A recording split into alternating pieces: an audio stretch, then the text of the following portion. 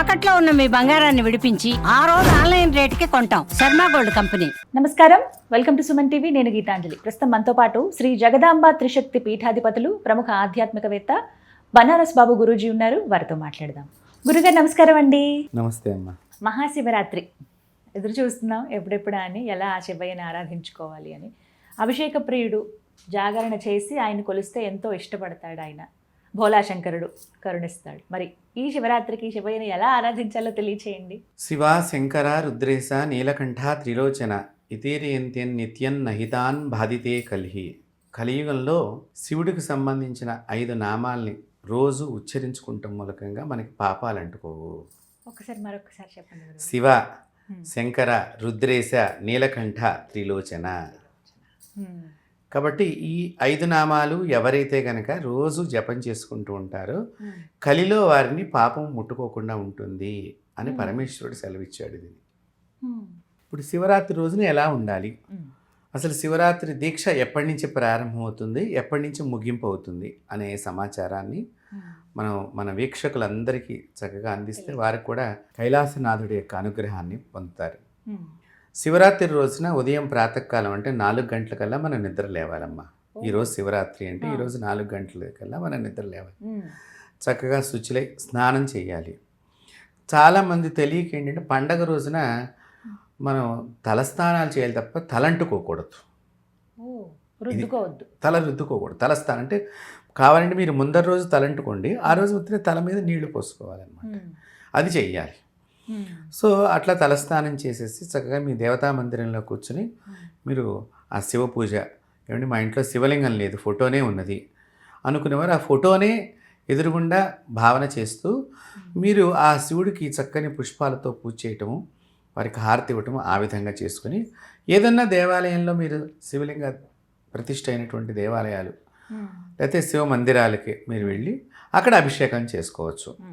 ఇంకా ఉపవాసం ఉందాము అనుకున్నటువంటి వాళ్ళు ఇక 4 గంటల దగ్గర నుంచి ఉపవాసం ప్రారంభమైనట్లేనమ్మా. సాయంత్రం నుండి పొద్దున ఆ రోజు ఉదయం నుంచి ఇది ఎప్పటిదాకా ఉండాలి ఉపవాసం అంటే మరుసటి రోజు శివుడికి మహానివేదన పెట్టేదాకా. అసలు పూర్వం అలా ఉండేవారు. పూర్తి ఉపవాసంగా ఉండేవారు. అయితే ఈ ఉపవాసం ఇప్పుడు మనం చెప్పామని చెప్పి దయచేసి అందరూ కూడా ఆ విధంగా ఉండవద్దు. మీ శరీర ఆరోగ్య స్థితిని బట్టి ఇది మనం పాటించాలి. ముఖ్యంగా ఈ శరీరం అనారోగ్యంగా ఉంది, ఇప్పుడు అందరికీ కూడా ఏదో పొద్దున్నే ఇన్ని బిళ్ళలు వేసుకోవాల్సిన పరిస్థితుల్లో శరీరాలు నడుస్తున్నాయి. కాబట్టి వాళ్ళు ఉండగలిగినంతసేపు మాత్రమే ఉపవాసం ఉండండి. తర్వాత ఉపాహారాన్ని తీసుకోండి, అన్నం కాకుండా. అది ఉపాహారం తీసుకోండి. ఇప్పుడు కొంచెం సేపు నేను ఉండగలుగుతాను ఉపవాసము అనుకున్న వాళ్ళు అంతసేపు ఉండి తర్వాత ఉపాహారం తీసుకోండి. లేదు పళ్ళు తీసుకోవచ్చు, లేదు పాలు తీసుకోవచ్చు, కొంచెం ఎక్కువసేపు ఉండటానికి ప్రయత్నం చేసేవాళ్ళు. కాబట్టి ఇక్కడ ముఖ్యంగా ఈరోజు తెల్లవారుజామున 4 గంటలకు మనం ఉపవాసం మొదలెడితే మరుసటి రోజు మళ్ళీ శివుడికి అభిషేకం చేసుకుని మీ ఇంట్లో చక్కగా వంట చేసి ఆ వంట చేసిన దాన్ని ఆ పరమేశ్వరుడికి నైవేద్యం పెట్టి అప్పుడు భోంచేసి అప్పుడు కనీసం ఒక 12-1 గంట దాకా పడుకోకుండా ఉండటం శివరాత్రి పూర్తిగా దీక్షను పాటించడం అవుతుంది. కాబట్టి ఇది మన విధి విధానం ఇక్కడ. అయితే ఇప్పుడు అందరూ కూడా ఏదో ఒంటిపూటగా ఉందామనుకునేవాళ్ళు కొంతమంది అలా కూడా ఉండవచ్చు, దాన్ని తప్పు పట్టాల్సిన. మధ్యాహ్నం ఆహారం తీసుకోవచ్చండి. మధ్యాహ్నం ఆహారం అనేటువంటి విషయంలో అదే ఉపాహారం తీసుకోండి, భోజనం కాకుండా ఉపాహారాన్ని ఏదన్నా తీసుకోండి. అంటే గోధుమ రవ్వతో తయారు చేసిన దాన్ని అలాంటిది ఏదన్నా తీసుకోవచ్చు మనం. కాబట్టి పళ్ళు తీసుకోవచ్చు, పాలు తీసుకోవచ్చు. ఇలా మనం ఆ దీక్షని మనం కొనసాగించుకోవచ్చు. ఎంతవరకు కొంతమంది సాయంకాలం దాకా ఉంటారమ్మా. అంటే మనం పొద్దున్నే అనుకోవాలి, భగవంతుడా పరమేశ్వరుడా ఈరోజు ప్రదోషకాల అభిషేకం అయిన తర్వాత దీపారాధన అయిన తర్వాత నీకు నైవేద్యం చేసి భోజనం చేస్తానని దండం పెట్టుకుంటే అదొక దీక్షా సమయం. ఆ దీక్ష వరకు అట్లాగా. లేదు నేను మరుసటి రోజు దాకా ఉండి చేస్తానంటే అదొక దీక్షా సమయం. వేదాలన్నీ కూడానమ్మా మనిషిని ఏ విధంగానైనా కూడా వాడి ప్రాణానికి ఇబ్బంది కలగకుండా పూజను ఏర్పాటు చేసినాయి. అంటే అందుకనే ఇప్పటిదాకా మన ధర్మం ఒక్కటే ఈ భూమి మీద నిలబడగలిగింది. ఎంతమంది వచ్చి దీన్ని ఇచ్చేద్దామనుకున్నా మన ధర్మం నిలబడే కారణం ఏంటంటే ప్రతి సమస్యకి ఒక మార్గాన్ని ఉపదేశం చేసింది నీ శరీర తత్వము నీ శరీరానికి అనుగుణంగా నువ్వు పూజ చేయి తప్ప నువ్వు నీ శరీరాన్ని బాధ పెట్టుకుని పూజ చేయొద్దని చెప్పింది. కాబట్టి ఇక్కడ మీరు చక్కగా శివరాత్రి రోజున ప్రాతకాలం అభిషేకం చేసుకోవటం, మళ్ళీ మధ్యాహ్నం కూడా అభిషేకం చేసుకోవటం, సాయంకాలం ప్రదోష కాలంలో అభిషేకం చేసుకుంటాం, నిశరాత్రి అంటే 11:45కి అలా ప్రారంభించాలి. 12:45 కల్లా అభిషేకం అయిపోతుంది. ఆ అభిషేకం అయిన తర్వాత కొంతమంది నిద్రపోయేవాళ్ళు ఉంటారు, అప్పటిదాకా జాగరణ చేసేవాళ్ళు కొంతమంది ఉంటారు. కొంతమంది 3 దాటింది కదా, శివరాత్రి అయిపోయింది, మరుసటి జాములో పడ్డాం కదా అని కొంతమంది తర్వాత నిద్రపోయేటువంటి వాళ్ళు ఉంటారు. ఇక్కడ ఈ నిద్ర దగ్గరే ఒక విషయం మనం తెలుసుకోవాలి. ఈ మొత్తం పూజ మనం ఏదైతే అనుకున్నాం దాని తర్వాత మళ్ళీ స్నానం చేసి భగవంతుడికి పూజ చేసి ఏదో ఒకటి నైవేద్యం పెట్టాలి ఉదయం మళ్ళీ. అప్పుడుతోనే ఇది పూర్తిగా అవుతుంది అన్నమాట. పూర్వీకులు ఇలా చేస్తూ ఉండేవారు. దాని ద్వారా ఏంటంటేనమ్మా, మీ శరీరంలో అనేక రకాలైనటువంటి మన షట్చక్రాలలో ఉండేటువంటి దోషాలు బయటికి వెళ్ళిపోయేవి. ఈ షట్చక్రాలన్నీ కూడా మళ్ళీ శక్తి పుంజుకుంటానికి ఆ వైబ్రేషన్ మీరు పాటిస్తే కనుక ఈ నియమము పైనుంచి కిందకి వైబ్రేషన్స్ అవి ఎలా పెడతాయనే విషయాన్ని కూడా మనం తెలుసుకోవచ్చు, ఎక్స్పీరియన్స్ చేయొచ్చు మనం ప్రతి ఒక్కరం కూడా. ఏమండి మేము గుళ్ళకి వెళ్ళలేము, వృద్ధాప్యం ఉన్నాము అనుకున్న వారు చక్కగా తెల్లని వస్త్రాలు కట్టుకుని ఆ రోజున స్నానం అంతా అయిపోయిన తర్వాత హాయిగా మీకు వెసులుబాటు అయ్యేటువంటి విధి విధానంగా కూర్చుని, అంటే కింద కూర్చోలేరు కదమ్మా, కాస్త మెత్తగా ఏదో వాళ్ళకు ఉండాలి, ఎముకలు గుచ్చుకునే వాళ్ళకి బాధ ఉంటుంది, ఒక్కొక్కరి శరీర బాధ. ఆ విధంగా బాధ లేకుండా కూర్చోవాలి ముందర. నువ్వు బాధతో పూజ చేయకూడదు, బాధ లేకుండా ఆనందంగా ఆ శివ పంచాక్షరి మహామంత్రాన్ని ఓం నమః శివాయ అనేటువంటి మంత్రాన్ని చక్కగా వీరు జపం చేయటం, కనీసం ఒక 1000 సార్లన్నా ఆ మంత్రాన్ని జపం చేయటం మూలకంగా కూడా వీళ్ళు కొంత మళ్ళీ వాళ్ళ శరీరంలో షట్చక్రాలని చైతన్యవంతం చేసుకుంటానికి ఉపయోగపడుతుంది ఆ జపం. శివరాత్రి రోజున ముఖ్యంగా దీప ఆరాధన కూడా ఒక విశేషమైన పూజ అమ్మ. ఎలా చేయాలండి? ఏ సమయంలో చేయమంటారు? ఇది ప్రదోషకాల సమయంలో దీప ఆరాధన చేయటము చాలా మంచిది. స్త్రీలు ముఖ్యంగా గనక ఈ దీప ఆరాధన ముత్తైదువులందరూ గనక వారు చక్కగా ఒక ప్లేట్లో, ఒక ఇత్తడి ప్లేట్లో మంచిగా దీపాలు పెట్టుకుని, పిండి దీపాలు కానీ లేకపోతే అరటి మనం కాండంతో తయారు చేస్తే పెట్టుకుంటాం దీపాలు, అలా కానీ ప్రమిదలుగా కానీ వెండి దీపాలైనా బంగారపు దీపాలైనా మీ ఇష్టం, చివరికి మట్టి ప్రమిదలైనా కూడా కాబట్టి ఏదైనా కూడా పెట్టుకుని స్వామివారికి ప్రదోష సమయంలో పూజ అంతా చేసి ఈ దీపాలు వెలిగించడం మూలకంగా వీళ్ళకి శివలోకంలో నివాసం యోగ్యత ఏర్పడుతుంది. శివరాత్రి రోజున ఇలా ప్రదోషకాలంలో అసలు పూర్వం రోజుల్లోనమ్మా శ్రీశైలం చుట్టూ దీపాలు వెలిగిస్తూ ఉండేవాళ్ళు స్వామివారికి.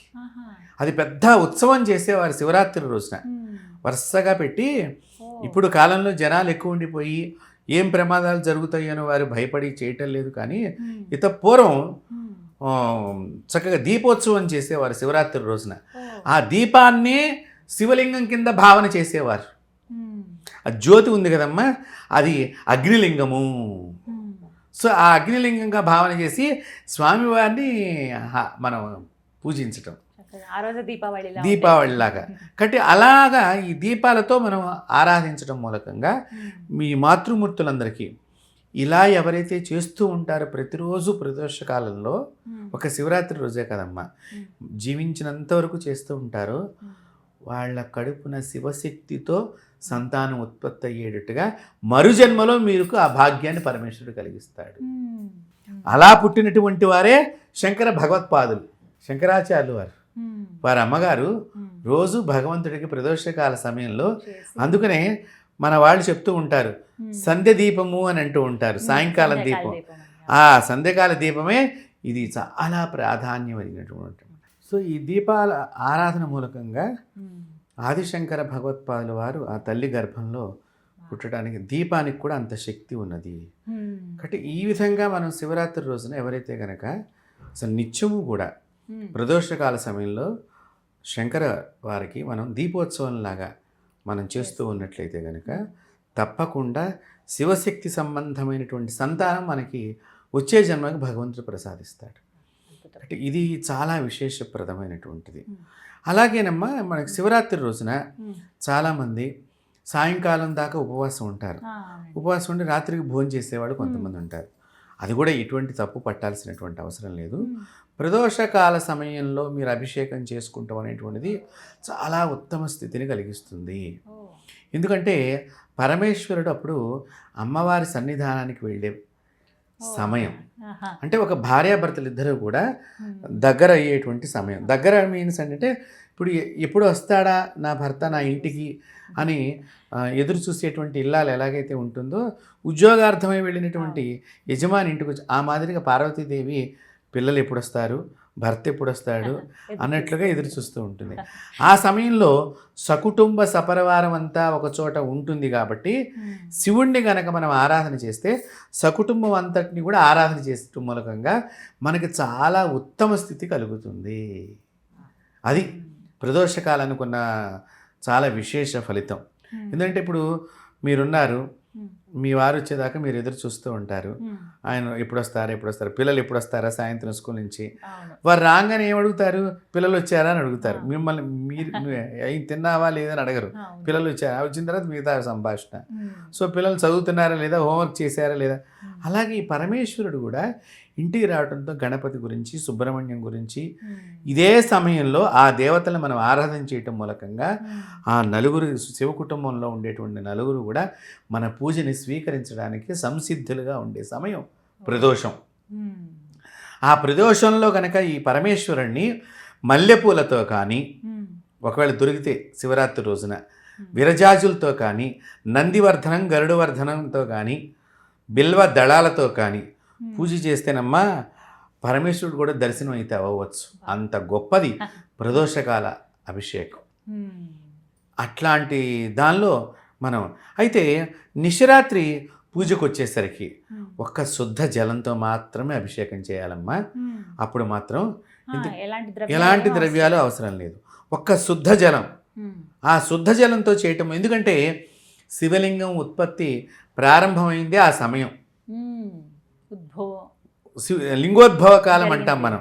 అసలు శివలింగంగా మారినటువంటిది తత్వం అయిన సమయమే ఆ సమయం. కాబట్టి శుద్ధ జల, అందుకనే శుద్ధ స్ఫటిక సంకాసం అని చెప్పేసి మనం అంటూ ఉంటాం కదా. ఆ శుద్ధమైనటువంటి జలంతో వారికి అభిషేకం చేయాలి, వేరే ద్రవ్యం కంటే కూడా.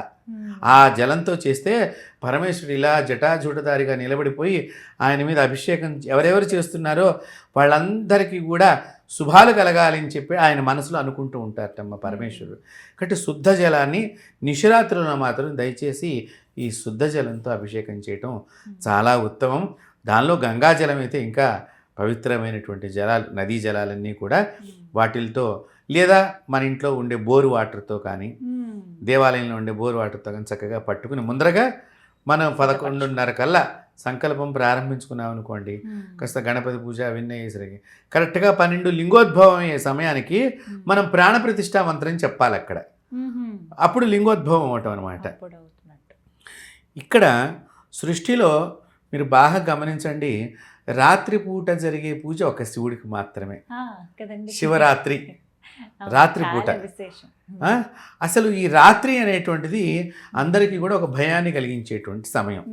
పగలంటే అందరం కనిపిస్తూ ఉంటాం, ఎవరో కాళ్ళకి పడుకుంటారు, బిక్కుబిక్కుగా ఉంటూ ఉంటాం, కొంచెం భయాలు ఉంటాయి. అంటే చీకటి, ఇక్కడ రాత్రి అంటే చీకటిగా మనం భావన చేయాలి. ఈ చీకట్లో ప్రమాదాలు వస్తాయి, మృత్యువులు వస్తాయి, అనేక రకాలైనటువంటి చెడ్డగ్రహాలు కూడా దగ్గర అందుకనే ఈ నిశరాత్రిలో కాళికాదేవి తిరిగే సమయము. ఆ కాళీదేవి తిరిగే సమయంలో శివుణ్ణి ఎవరైతే ఆరాధన చేస్తూ ఉంటారో అకాల మృత్యువులు తొలగిపోతాయి నిశరాత్రిలో అభిషేకం చేయటం మూలకంగా. కాళీదేవి అనుగ్రహాన్ని కూడా, ఆవిడ అమ్మవారటండి, అర్ధరాత్రి అలా సంచారం చేస్తూ ఉంటుంది. మీరు ఇక్కడ శివలింగం పెట్టుకుని చక్కగా ఓం నమ శివాయ, మీకు అదొకటే వచ్చు, అలా నీళ్లు పోస్తూ ఉన్నారనుకోండి, కాళీదేవి అలా పెడుతూ ఉంటే నా పతిదేవుని ఆరాధన చేస్తున్నావు కాబట్టి నీకున్న అపమృత్యువు తొలగిపోగాక అమ్మ దీవిస్తుంది. అంతది ఈ రాత్రిపూట పూజ మనం కాళీదేవుడికిను ఈ పరమేశ్వరుడికి రాత్రిపూట చాలా విశేషంగా మనం చూస్తాం. మిగతా దేవతలకి రాత్రి పూజలు పెద్దగా లేవు. కతే రాత్రి పూజా విధానంలో తంతుగా ఉండేటువంటి దేవతలు ఉన్నారు అమ్మవారు. కానీ శివరాత్రి పండగ అనేది రాత్రి పండగగా, అందున నిశరాత్రి అభిషేకం చూడండి, కరెక్ట్గా 12 గంటల కల్లా లింగోద్భవ సమయంలో ప్రాణప్రతిష్ఠా మంత్రం జపం చేయాలి అక్కడ. కాబట్టి అలాంటి ఆ ప్రాణప్రతిష్ఠ గురించి పరమేశ్వరుడు అసలు శివుడు ఈ లింగంగా ఎందుకు మారాల్సి వచ్చింది అని ఆలోచన చేస్తే మనకి పురాణ ఇతిహాసాల్లో చాలా కథలు కనిపిస్తూ ఉంటాయి. ఇక్కడ పరమేశ్వరుడు ఒకసారి ఒక మహర్షి వచ్చేసినప్పుడు వారి వంక చూడకుండా పార్వతీదేవితో మాట్లాడుతూ ఉన్నారట. మాట్లాడుతూ ఉంటే ఆ మహర్షి నీవు మనిషిగా కాకుండా లింగరూపకంగా పూజింపబడుగాక అని శాపాన్ని పెట్టారటమ్మ. అందుకు నీ శివుడు లింగాకారంగా మారాల్సి వచ్చింది. అయితే ఈ మారటానికి కూడా మళ్ళీ అది ఒక యుగాలు చాలా ఉన్నాయి, బ్రహ్మాండాలు చాలా ఉన్నాయి. చాలామందికి ఏంటంటే ఈ స్టోరీస్ కొన్ని ఈ ఒకదానికోటి కలుపుకునే విధానం తెలియక ఏమిటో రకరకాల కథలు చెప్తూ ఉంటారు. ఈ పురాణం ఏది నిజమో ఏది అబద్ధం అని అనుమానంలో ఉంటారు. ఇక్కడ మీరు ఈ పురాణాలు జరిగినవన్నీ కూడా మన యుగంలో జరిగినవి కావు, మీరు బాగా గుర్తుపెట్టుకోవాలి. త్రేతాయుగము, ద్వాపర యుగము, కృతయుగము ఒక బ్రహ్మాండంలో జరగల, అనేక బ్రహ్మాండాలు ఉన్నాయి, విశ్వాలు అనేక ఉన్నాయి. ఒక్కొక్క విశ్వంలో ఎక్కడ జరిగిందో మీకు తెలియకుండా దాని గురించి తప్పు మాట్లాడితే అదొక పాపం మనకు వస్తుంది. కాబట్టి ఇక్కడ మనం కలుపుకుంటాం, కథ కలుపుకుంటాంలో. అందుకనే పురాణ కాలక్షేపం శ్రద్ధగా వింటే ఇది ఏ యుగంలో జరిగింది, ఏ బ్రహ్మాండంలో జరిగింది, ఏ సందర్భంలో జరిగింది అనేటువంటి విషయం మనకు తెలుస్తుంది. ఇక్కడ మనకి ఈ మహర్షి శాపం వలన లింగోద్భవంగా అవ్వాల్సి వచ్చిన పరిస్థితి ఏర్పడింది. అయితే దీనికి మరి అంటే ఏంటి, ఇక్కడ బ్రహ్మదేవుడికి ఒక సమస్య వచ్చి పడింది. బ్రహ్మదేవుడు అనుకున్నాడు, ఒక రోజున ఖాళీగా కూర్చున్నాడు ఒక్కడే. కూర్చునేసరికి నేను అందరికంటే గొప్పవాళ్ళలాగా ఉన్నట్టున్నానే అనేటువంటి భావన వారి దానిలో కనిపిస్తుంది అనమాట. కనిపించేసరికి ఆ భావన చేత ఏమవుతుంది, నేను అనుకుంటే ఎట్లాగా, వాళ్ళు కూడా మిగతా వాళ్ళు కూడా నాతో నువ్వే గొప్పవాడివి, నువ్వే పెద్దవాడివి అని అనిపించాలి కదా అన్నట్లుగా ఈ పరమేశ్వరుడు గురించి వీళ్ళందరూ కూడా ఆలోచన చేస్తూ ఒక్కొక్కళ్ళు బయలుదేరతారనమాట. ఈ బయలుదేరినప్పుడు ఈ బ్రహ్మదేవుడు మొట్టమొదటి విష్ణువు దగ్గరికి వెడతాడు. విష్ణువు నీకంటే నేనే గొప్ప కదా అని అంటాడు. ఎట్లా అని అడుగుతాడు పాపం విష్ణు. అంటే మరి నేను సృష్టించకపోతే నువ్వు ఎవరిని రక్షిస్తావు, అంటే నీకు జాబ్ లేదు కదా అన్నట్టుగా ఇండైరెక్ట్గా. కాబట్టి నా వల్ల నీకు జాబ్ వచ్చింది అన్నట్టుగా. కాబట్టి ఇక్కడ నేను అందరినీ సృష్టిస్తున్నాను, ఈ సృష్టించడం మూలకంగా నీవు రక్షించగలుగుతున్నావు అందరినీ అంటేను. అప్పుడు విష్ణువు అంటాడు, అసలు నువ్వు ఎలా పుట్టావు, నీ పుట్టుక ఎట్లా పుట్టింది? నా నాభి యొక్క లోంచి ఒక కాడకు 16 దళాలు ఉన్నటువంటి తామర పువ్వు, దానిలో నువ్వు పుట్టడం జరిగింది. అంటే మరి నేను నీ తండ్రిని కదా, అప్పుడు నేను నీకంటే గొప్ప కదా అంటాడు. కానీ బ్రహ్మ ఒప్పుకోడు. ఒప్పుకోకపోయేసరికి కాదు నువ్వు బాధపడద్దు, నేను బాధపడద్దు, ఇద్దరం కలిసి పరమేశ్వరుడి దగ్గరికి వెడదాము. పరమేశ్వరుడు అంటాడు, మీ ఇద్దరు ఇట్లా పోటీ పడుతున్నారు కదా, సరే నేను గొప్ప అని నేనేం చెప్పను, ఇప్పుడు మీకు ఒక పరీక్ష పెడతాను, ఆ పరీక్షలో మనం ముగ్గురు తెలుసుకుందాం ఎవరు గొప్ప అనేటువంటిది అని. ఆ పరమేశ్వరుడు ఆ రోజున తను మనిషిగా ఉండేటువంటి పరమేశ్వరుడు ఆ మహర్షి శాపం మూలకంగా లింగాకారంగా మారిన రోజు ఏదైతే ఉన్నదో అదే మహాశివరాత్రి.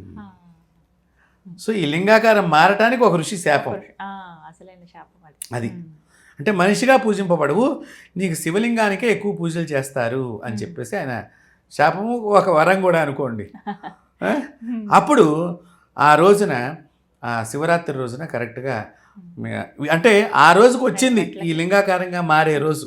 అది కరెక్ట్గా మాఘమాసం బహుళ చతుర్దశి రాత్రి 12 గంటలప్పుడు ఈ చర్చ అంతా జరుగుతున్న సందర్భంలో శివుడు లింగాకారంగా మారి ఆ లింగం నుంచి ఒక వచనం బయటికి వినిపిస్తుందమ్మా వీళ్ళిద్దరికీ.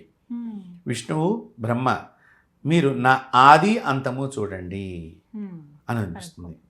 ఈ శివలింగము ఉత్పత్తి అయ్యేటప్పుడు అమ్మవారు వెంటనే అమ్మ శివుడు గనక భూమి మీద గనక తన లింగాన్ని పెట్టినట్లయితే ప్రపంచం అంతా ప్రళయం వచ్చేస్తుందని చెప్పేసి ఆ పార్వతీదేవి వెంటనే తను పాణిపట్టం కింద మారిపోయి శివుడి దగ్గరికి వచ్చి కూర్చుందమ్మా.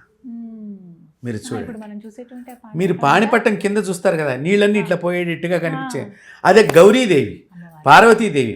పైన మధ్యలో ఉండేది మాత్రం చాలామంది మొత్తాన్ని కలిపి శివలింగం అంటారు, కానీ అలాగే అనాలి అంటాం మాత్రం మొత్తాన్ని.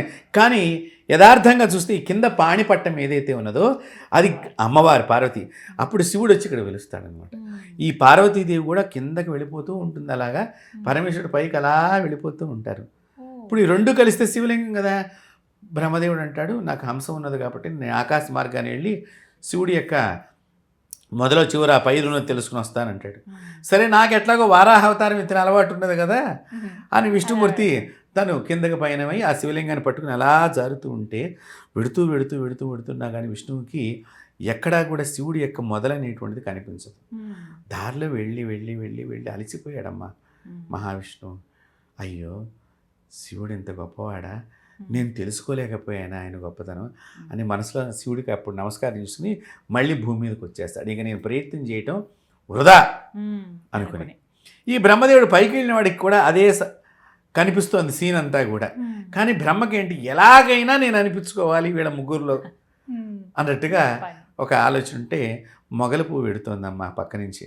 పెడుతుంటే పిలిచాడు మొగల చెట్టుని, నీకు నేను మంచి సువాసన పువ్వుగా నేను పుట్టించాను కదా, ఇప్పుడు నీ రుణం తీర్చుకునే అవకాశం నీకు లభించింది అంటాడు. ఏమిటి తండ్రి అని పాపం ఆ వృక్షం అడుగుతుంది. అడిగితే నేను శివుడి యొక్క మొదలు చూశానని చెప్పాలి నువ్వు అంటే, సరే నాన్నగారు ఏం చెప్పంటే చెప్తాం కదా మనం కూడా. ఆ తలకాయ ఊపింది.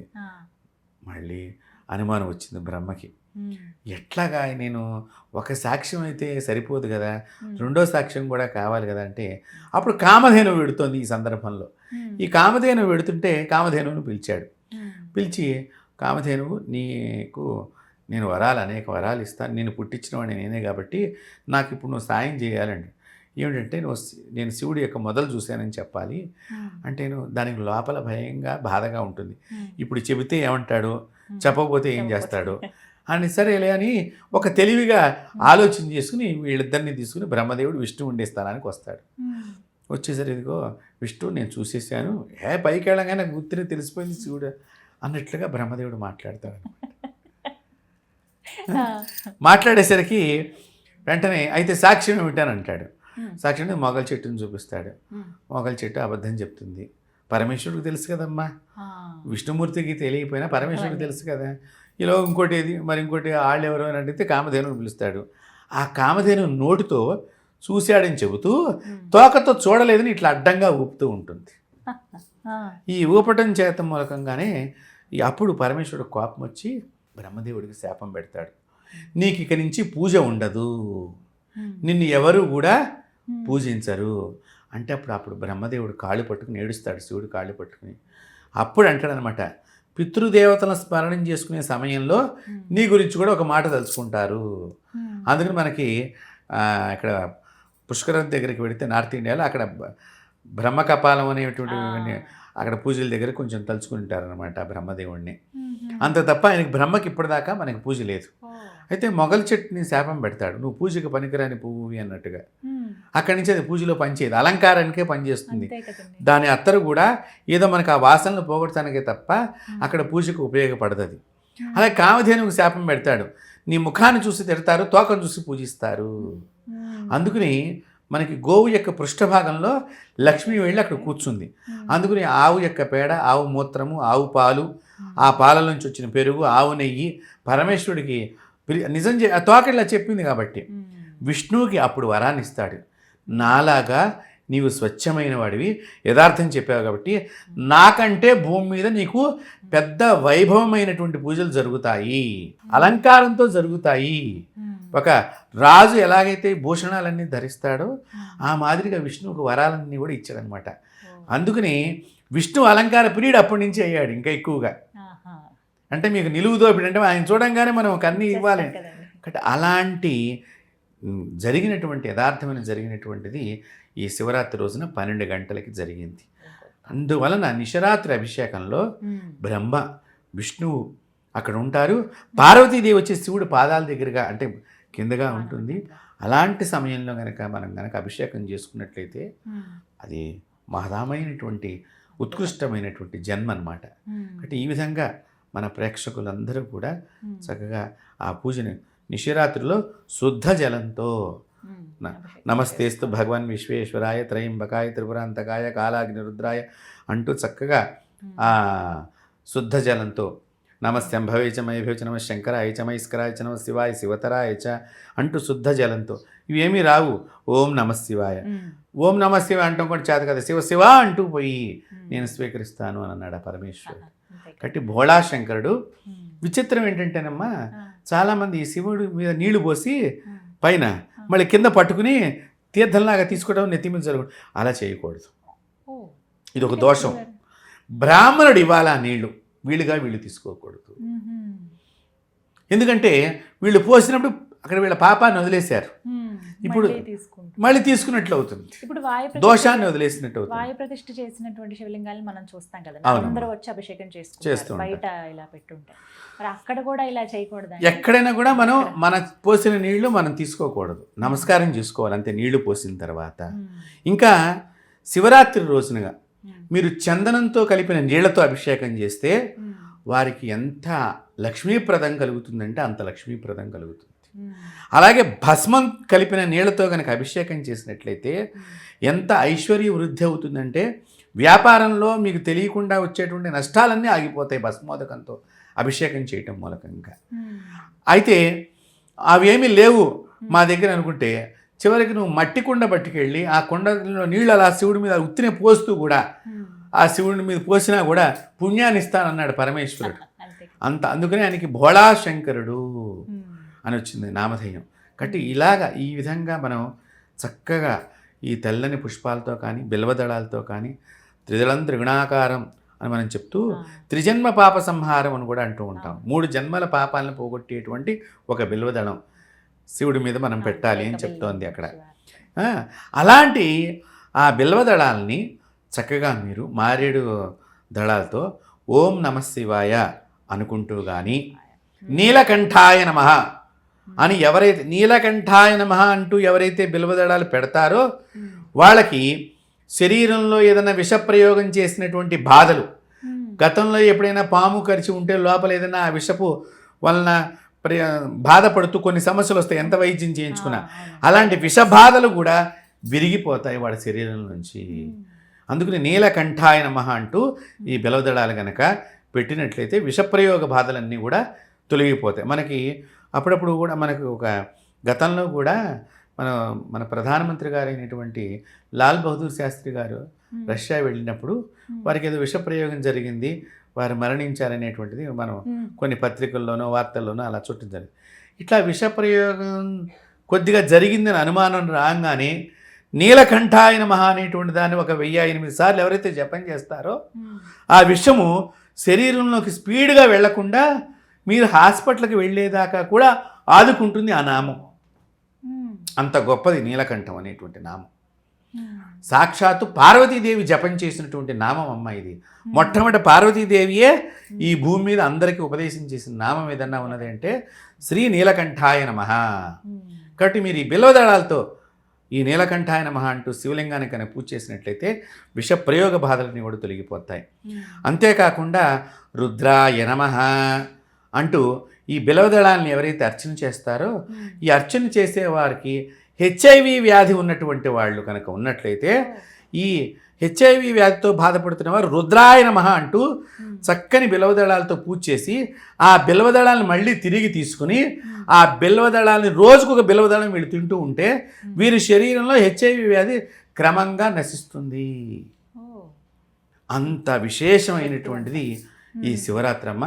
ఎవరు ఏ విధంగా ఆ శివుడిని ఆ రాత్రి రోజున పూజించి ఆ శివలోకానికి ఎవరెవరికి వెళ్ళాలని భగవంతుడు రాశారో కాబట్టి మన వీక్షకులందరూ కూడా ఈ విధి విధానాన్ని పాటించి వారందరూ చక్కగా శివుని సన్నిధానం చేరుకుని అంతిమంగా నిత్యము శివుడి యొక్క అనుగ్రహంతో వారింట్లో ఐశ్వర్య వృద్ధి ఆరోగ్య వృద్ధి కలగాలని చెప్పి నేను కోరుకుంటున్నాను. చక్కగా వివరించారు గురుగారు, ధన్యవాదాలండి. అమ్మవారి ఆశీస్సులు.